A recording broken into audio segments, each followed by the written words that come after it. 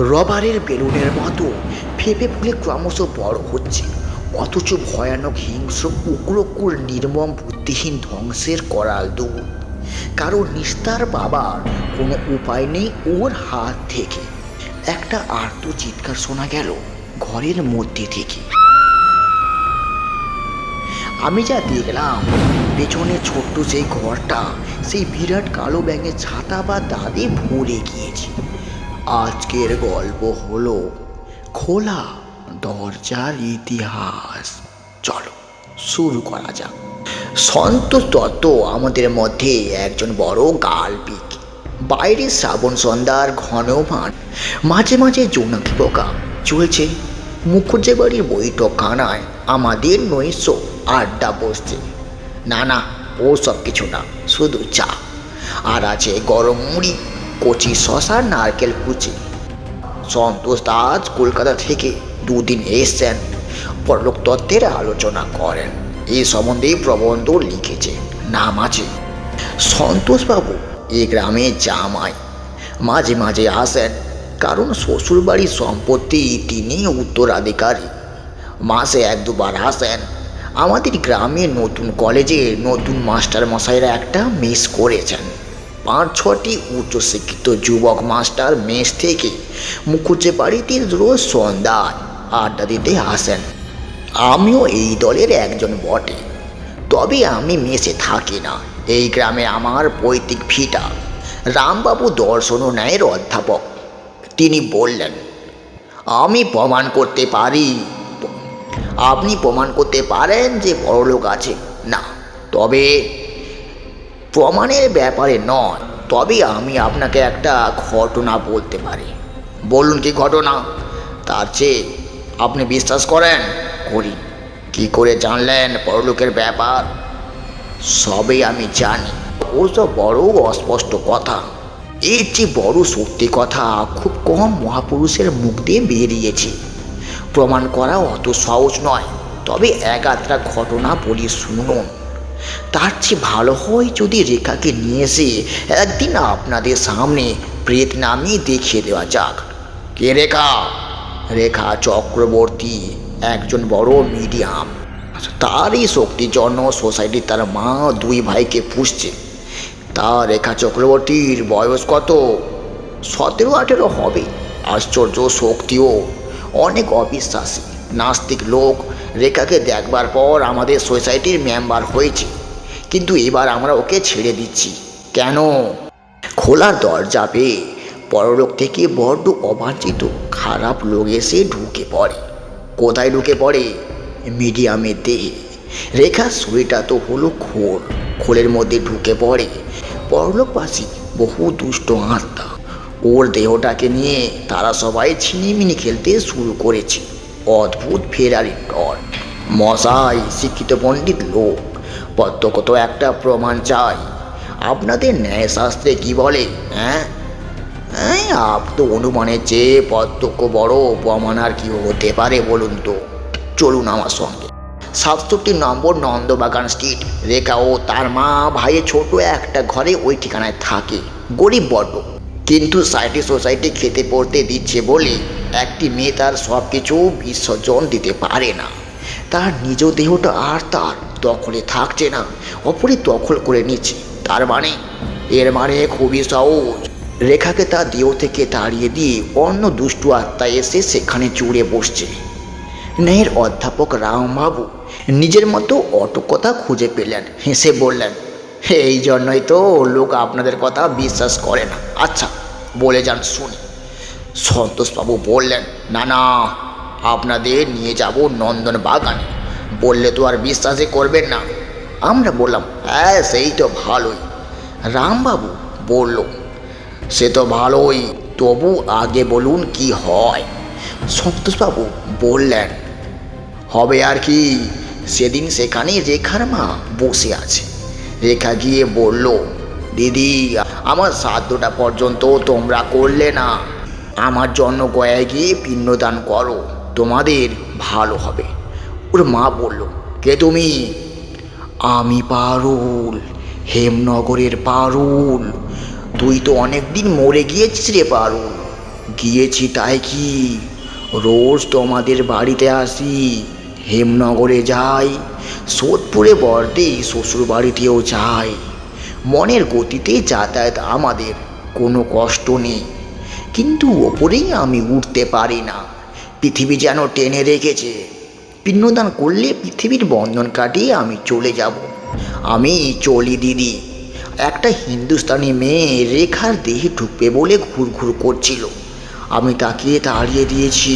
কেসে বস্তিতে আসতো, চরিত্র খুব একটা ভালো নয়। নিজের মনই পরলোকে নিজের বিচারক হয়, কেউ বাইরে থেকে কিছু করে না। উজ্জ্বল ইজদাকি পরলোকের একটা মস্ত বড় সত্য কথা। কিন্তু এসব তত্ত্ব কথা থাক, গল্পটাও তোমাদের বলি। রেখার মধ্যে মাঝে মাঝে দুষ্টু আত্মারা ঢুকে পড়ে। তারা হিন্দিতে, উড়িয়াতে, বাংলাতে গালও দেয়, কারণ সব জাতির আত্মা ওর মধ্যে রয়েছে। সেদিন একটা ফিরেঙ্গি মেয়ে ওর দেহ অনেকক্ষণ অধিকার করে রাখল। তার বাড়ি নাকি ছিল পার্ক সার্কাসে। রেখা কোনো কালে ইংরেজি জানে না, অথচ গড়গড় করে ইংরেজি বলছে। রামবাবু অবিশ্বাসের সুরে বললেন, আপনি নিজে শুনেছেন? নিশ্চয়ই, না শুনলে কি আর বলি। শুধু তাই নয়, অনর্গল উড়িয়া বলতে শুনছি রেখাকে। কিন্তু এসবের চেয়ে আশ্চর্য এবং খুব খারাপ হলো, পরলোক থেকে নিম্ন শ্রেণীর দুষ্টু আত্মাও সেখানে আসতো। তারা এসে কি করে? তারা সেখানে এসে কি করে? নানা রকম উপদ্রব করে। ওর দেহটাকে নিয়ে হয়তো হয়তো ধুলোয় ফেললো, হয়তো রোদে কষ্ট দিল। একবার রেখাকে আগুনে পোড়াতে গিয়েছিল। আবার ভূগর্ভলোকের নিম্ন শ্রেণীর প্রাণীর আবির্ভাব হয়। তাদের আমি নাম জানি না, ইংরেজিতে যাদের বলে এলিমেন্টাল। এরা ভয়ানক, হিংস্র এবং মানুষের ক্ষতি করার জন্য সবসময় উন্মুখ। তবে এরা কিছু করতে পারে না। স্থূল জগতের এদের দেহ অদৃশ্য। পৃথিবীর কোনো পদার্থ এদের স্পর্শ করার কোনো ক্ষমতাই নেই। কি বেশ আজগবি গল্প হলো আজ বৃষ্টির দিনে। আমার সঙ্গে যাবেন নন্দন বাগানে? হ্যাঁ, যেতে পারি। প্রত্যক্ষ দেখুন না, দোষ কি? না, কিছু দোষ নেই, চলুন বাসে করে যাই। এইভাবে শ্রীযুক্ত রামলাল চক্রবর্তী দর্শনের অধ্যাপক তার মনের পথে অগ্রসর হয়েছিল। সংবাদপত্রে যেটা বেরিয়েছিল সেটা শৈবব মিথ্যা। মুখুজ্জে বাড়িটা ছিল বসিরহাট ট্যাটরায়। পূর্বোক্ত আড্ডা দিনে ঠিক 9 দিনের পর জন্মাষ্টমীর ছুটির সন্ধ্যাবেলায় রামবাবুকে নিয়ে আমরা কজন নন্দনবাগান স্ট্রিটে রেখার বাড়ি গেলাম। রেখাদের বাড়ির একটু বিবরণ দেওয়া যাক।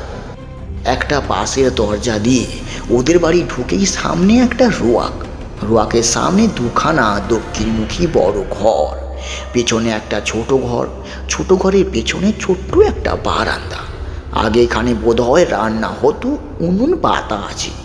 বর্তমানে এখানে কয়েকটি ফুলের টব ও রেখার ছোট ভাইয়ের একখানা ট্রাইসাইকেল থাকে। এই গেল ওর বাড়ির কথা। ওই ছোট্ট ঘরের অবস্থান ও পেছনের বারান্দার কথাটা মনে রাখতে হবে ঘটনার পরবর্তী অধ্যায়ের জন্য। সংক্ষেপে বলাই ভালো।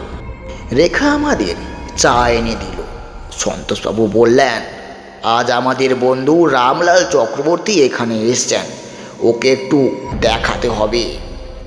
রেখা মেয়েটি শ্যামবর্ণ, একহারা, বেশ সুশ্রী, গলার সুর বিনা ঝঙ্করের মতো মিষ্টি, বড় বড় চোখ, চোখের দৃষ্টি অতি নিরহ, যেন বোবার মতো। ওর সুশ্রীতার অনেকটা ব্যাঘাত করেছে নির্বোধের মতো চোখের দৃষ্টি তোর। রেখা পড়ল, আজ কদিন থেকে ভয়ানক অত্যাচার আরম্ভ করেছে একটা কেউ। মানুষ কি যেন আর ঠিক বুঝতে পারছি না। আজ বোধহয় আসবে, আমার বড় ভয় করে গো। সন্ধ্যার পর রেখার মা আমাদের নিয়ে গেলেন সেই ছোট্ট ঘরটাতে। ধুনো দেয়া হলো ঘরে, ফুল দিয়ে সাজানো হলো। আমরা সবাই গিয়ে একটা টেবিলের চারপাশে বসলাম। ঘরটা বড় অন্ধকার। রেখার মা বললেন, বাবা একখানা রেকর্ড দাও। গ্রামফোনে একটা সানাই বাজার রেকর্ড দেওয়া হলো। একটা ক্ষীণ সুরে শোনা গেল ঘরের কোণ থেকে। কে যেন কি বলছে। সন্তোষবাবু বলল, কে?